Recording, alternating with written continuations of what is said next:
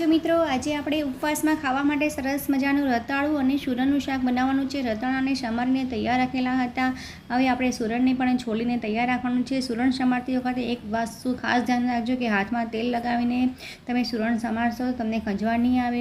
પછી આપણે એમાં રતાળું અને સુરણ અને એમાં મેં થોડાક બટાકા લીધા છે અને આપણે બાફી નાખવાનું છે થોડુંક પાણી નાખીને। પછી આપણે 2 કે 3 સીટી વગાડી દેવાની છે। હવે આપણે એક પેનમાં તેલ લેવાનું છે। તેલ ગરમ થઈ જાય એટલે જીરું નાખવાનું છે, લીલા મરચાંની પેસ્ટ નાખવાની છે, લીમડાના પત્તા નાખવાના છે, થોડોક તલ નાખવાના છે અને શેંગદાણાનો ભૂકો નાખવાનો છે। બધું બરાબર હલાવી દેવાનું છે। પછી એમાં ટેસ્ટ પ્રમાણે આપણે ખાંડ નાખવાની છે, સહેજ હળદર નાખવાની છે અને સહેજ મીઠું નાખવાનું છે। લાલ મરચું બિલકુલ નથી નાખવાનું કારણ કે લીલા મરચાંનું આપણે શાક બનાવવાનું છે। પછી એમાં બાફેલું સુરણ અને રતાળું નાખી દેવાનું છે અને ઉપરથી લીંબુ નાખી અને હલાવી દેવાનું છે। તો સરસ મજાનું ગરમા ગરમ ઉપવાસમાં ખવાય એવું રતાળું અને સુરણનું શાક તૈયાર છે। Please like and subscribe.